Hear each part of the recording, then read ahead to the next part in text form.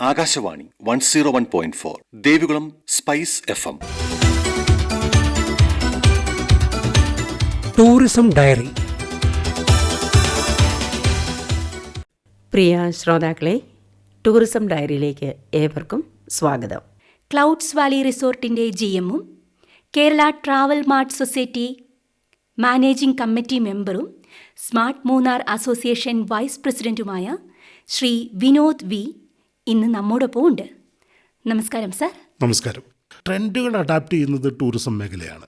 കോവിഡിന് മുമ്പുള്ള ട്രെൻഡല്ല കോവിഡിന് ശേഷമുള്ളത്. 2018 ഞാൻ പറയുന്നതിന് കാരണം, ഒന്ന്, മൂന്നാറിൻ്റെ ഏറ്റവും പ്രത്യേകതയാണ് നീലക്കുറിഞ്ഞി. 12 വർഷത്തിൽ ഒരിക്കൽ പൂക്കുന്ന നീലക്കുറിഞ്ഞി. 2018 ഈ കുറിഞ്ഞിക്കാലത്താണ് മൂന്നാറിൽ വെള്ളപ്പൊക്കം ഉണ്ടായതും കാര്യങ്ങളും നടന്നതും. ഈ 2018 ശേഷം വരുന്ന ടൂറിസ്റ്റുകളുടെ സ്വഭാവത്തിലും വരുന്ന രീതിയിലെല്ലാം വ്യത്യാസങ്ങൾ ഉണ്ടായിട്ടുണ്ട്. 2020 പാൻഡമിക്കിന് ശേഷം ഒരു ഉദാഹരണം പറയുകയാണെങ്കിൽ, നമ്മൾക്ക് മൂന്നാറിലേക്ക് വരുന്ന ടൂറിസ്റ്റുകൾ, ഇപ്പോൾ നമ്മൾ പൊതുവെ ടൂറിസ്റ്റുകളെ ഇന്ത്യക്കകത്ത് മറ്റു സ്ഥലങ്ങളിൽ നിന്ന് വരുന്നവരെ ഡൊമസ്റ്റിക് ടൂറിസ്റ്റുകളെന്നും ഇന്ത്യയുടെ വെളിയിൽ നിന്ന് വരുന്നവരെ ഫോറിൻ ടൂറിസ്റ്റുകളെന്നും പറയുന്നു. ഇതിന് രണ്ടിന് പുറമെ നമ്മുടെ കേരളത്തിനകത്ത് തന്നെ ഉള്ളവർ ട്രാവൽ ചെയ്യാൻ തുടങ്ങി എന്നുള്ളതാണ് പാൻഡമിക്കിന് ശേഷം ഉണ്ടായിട്ടുള്ള ഒരു ട്രെൻഡ്. അതുപോലെ തന്നെ ഈ വരുന്ന ടൂറിസ്റ്റുകൾ, ഇപ്പം നമ്മൾ ഒരു വ്യൂ പോയിന്റ് കണ്ടു മടങ്ങുക എന്നുള്ളതിൻ്റെ അപ്പുറത്ത് നമ്മളുടെ അവിടെ എന്തൊക്കെയുണ്ട്, നമുക്ക് അവർക്ക് എന്തൊക്കെ കാഴ്ചവെക്കാൻ സാധിക്കും എന്ന് നോക്കുന്നു. അവിടെ വരുമ്പോഴാണ് നമ്മൾ ഇനിയും ഒരു ടൂറിസം ഡെസ്റ്റിനേഷൻ എന്നുള്ള നിലയ്ക്ക് ഏറ്റവും കുറവ് ഓഫർ ചെയ്യുന്ന 1-2 മേഖലകളാണ് ഹെറിറ്റേജ് ടൂറിസം, അതുപോലെ തന്നെ കൾച്ചറൽ ടൂറിസം. ഇത് രണ്ടും കാര്യമായിട്ട് മൂന്നാറിൽ പ്രൊമോട്ട് ചെയ്യപ്പെട്ടിട്ടില്ല. അത് പ്രൊമോട്ട് ചെയ്യപ്പെടേണ്ടതാണ്. ഹെറിറ്റേജ് നമുക്ക് ആവശ്യമുണ്ട്. നമ്മുടെ കൊളോണിയൽ അവശേഷിപ്പുകൾ ഇവിടെയുണ്ട്. റോപ്പ് വേ സ്റ്റേഷൻ്റെ ഉണ്ട്. അതിനെല്ലാം വളരെ പഴക്കമുള്ള മറയൂരിലെ ഡോൾമെൻസ് ഉണ്ട്. ഇതൊക്കെ കുറച്ചുകൂടി നന്നായി പ്രൊമോട്ട് ചെയ്യുകയാണെങ്കിൽ ഫോറിൻ ടൂറിസ്റ്റുകൾക്ക് ഇത് വളരെയധികം താല്പര്യമുള്ളതാണ്. അതുപോലെ തന്നെ നമ്മുടെ കൾച്ചർ, ട്രൈബൽ ഡാൻസ്, ഈ വട്ടവട അതുപോലുള്ള പ്രദേശങ്ങളിൽ ഗോത്ര ആചാരങ്ങൾ, അവിടെ അഞ്ചുനാട് എന്ന് പറയുന്നത് വിശേഷിച്ചും, ഇതെല്ലാം നമുക്ക് പ്രൊമോട്ട് ചെയ്യാൻ സാധിക്കുകയാണെങ്കിൽ ഈ ഹെറിറ്റേജ് ടൂറിസം അതുപോലെ തന്നെ കൂടുതൽ ആക്ടിവിറ്റീസ് കൊണ്ടുവരികയാണെങ്കിൽ കുറച്ചും കൂടി, ഇപ്പോൾ നൈറ്റ് ലൈഫ്, ഇപ്പോൾ ഫുഡ് സ്ട്രീറ്റ്, ഇതുപോലുള്ള ആക്ടിവിറ്റീസ് ഒന്നും ഇവിടെ ഇല്ല.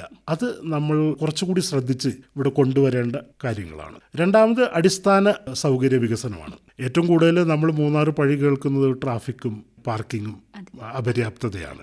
അതിൽ നമുക്ക് ആവശ്യത്തിന് പാർക്കിംഗ് വേണം. സ്ഥലപരിമിതി ഉണ്ടെങ്കിൽ, ഇപ്പോൾ പുതിയ മെക്കാനിക്കൽ പാർക്കിംഗ് ഒരു 8 സ്ക്വയർ മീറ്റർ സ്ഥലത്ത് 20-25 വാഹനങ്ങൾ പാർക്ക് ചെയ്യാവുന്ന പുതിയ സംവിധാനങ്ങൾ വന്നിട്ടുണ്ട്. നമുക്ക് മെക്കാനിക്കൽ പാർക്കിംഗ്, അതുപോലെ തന്നെ പല സ്ഥലങ്ങളിലും ഇതുപോലുള്ള പാർക്കിങ്ങുകൾ ഉണ്ടാക്കുക.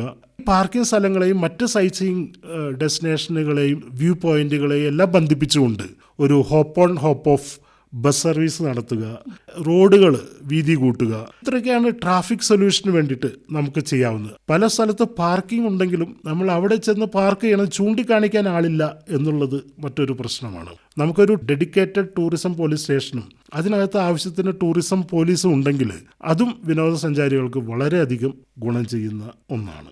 അടുത്ത ഒരു വിഷയമാണ് വേസ്റ്റ് മാനേജ്മെൻറ്റ്, മാലിന്യ സംസ്കരണം. ഇപ്പോൾ പഞ്ചായത്തും മറ്റും ചെയ്യുന്നുണ്ടെങ്കിൽ പോലും നമ്മൾ വർഷങ്ങളായിട്ട് പറഞ്ഞു കേൾക്കുന്ന ഒന്നാണ് നമ്മളുടെ പുഴകൾ മലിനമാക്കപ്പെടുന്നു എന്നുള്ളത്.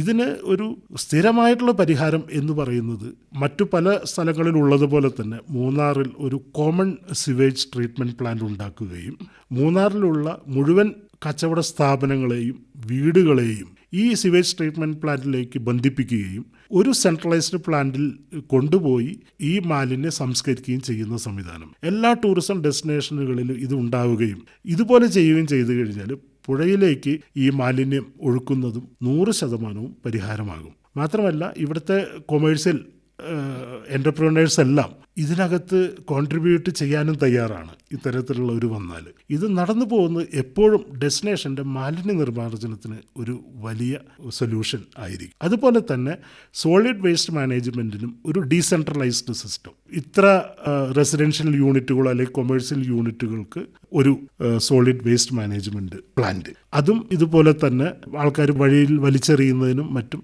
സൊല്യൂഷൻ ആവും. മൂന്നാറിലെ വിനോദസഞ്ചാര മേഖലയുമായി ബന്ധപ്പെട്ട് നമ്മുടെ ചോദ്യങ്ങൾക്ക് മറുപടി നൽകിയത് ക്ലൗഡ്സ് വാലി റിസോർട്ടിന്റെ GM-ഉം Kerala travel mart society managing committee മെമ്പറും സ്മാർട്ട് മൂന്നാർ അസോസിയേഷൻ വൈസ് പ്രസിഡന്റുമായ ശ്രീ വിനോദ് വി ആണ്. ഇത്രയും നേരം നമ്മളോടൊപ്പം ചെലവഴിച്ച സാറിന് ടൂറിസം ഡയറിയുടെ നന്ദി. Thank you. ടൂറിസം ഡയറി സമാപിക്കുന്നു.